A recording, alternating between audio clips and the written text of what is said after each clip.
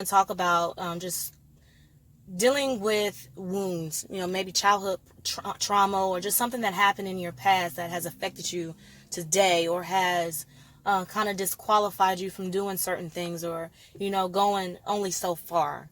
And one of those things where you had to suffer on the behalf of somebody else's mistake or on the behalf of someone else's poor decision.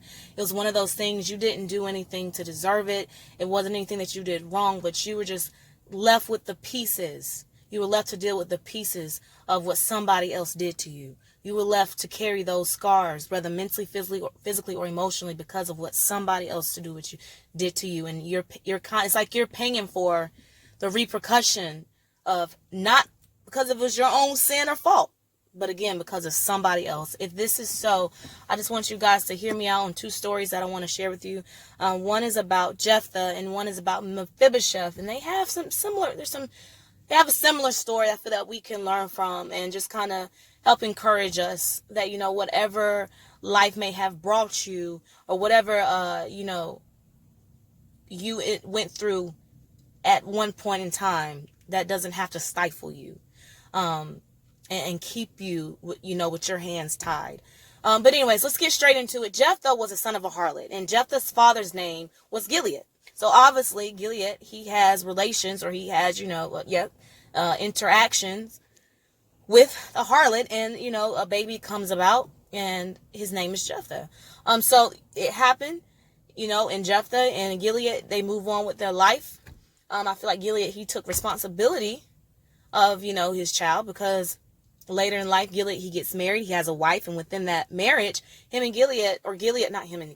and his wife has sons within that marriage. So everything's good.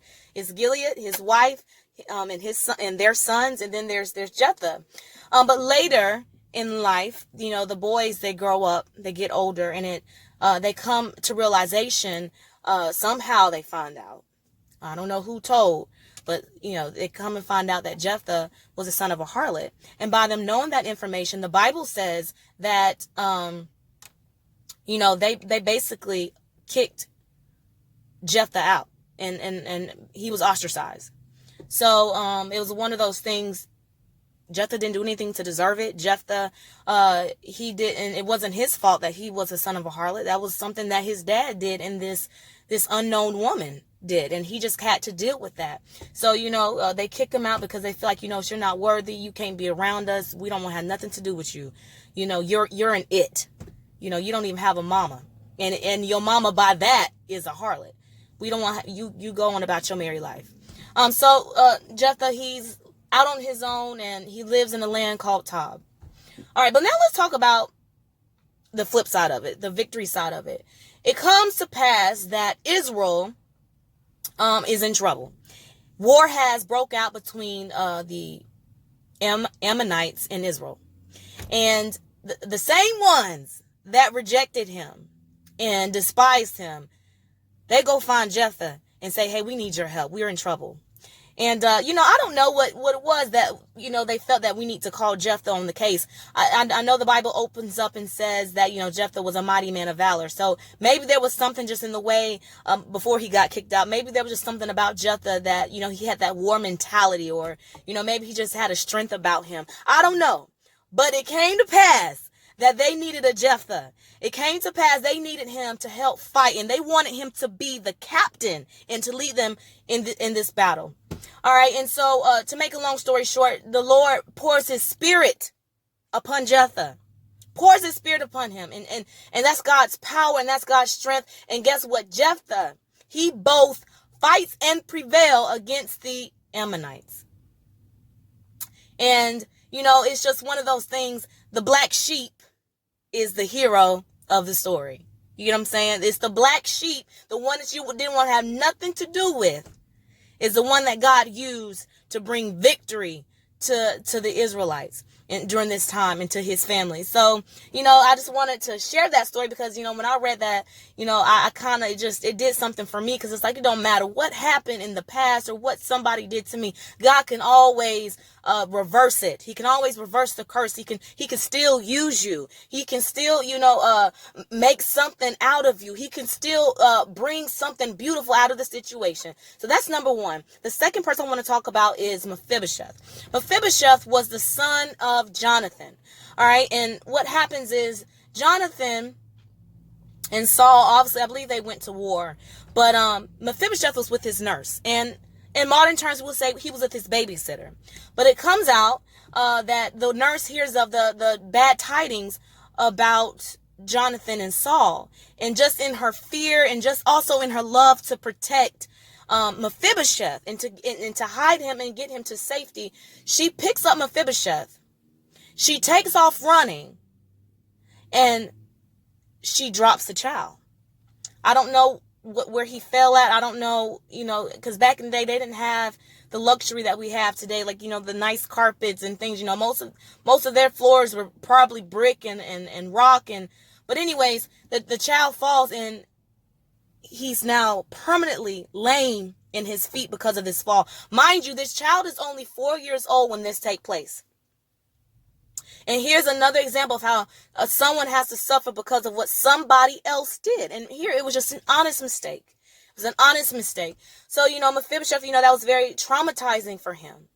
But it does not stop there. Because later in life, David, once Jonathan and Saul, they are now deceased. So David, and just let me give you some backstory. David and Jonathan were tight at one time. And in their younger years, and you have to really read the story and just get more information. But David and Jonathan, they were really, really good friends.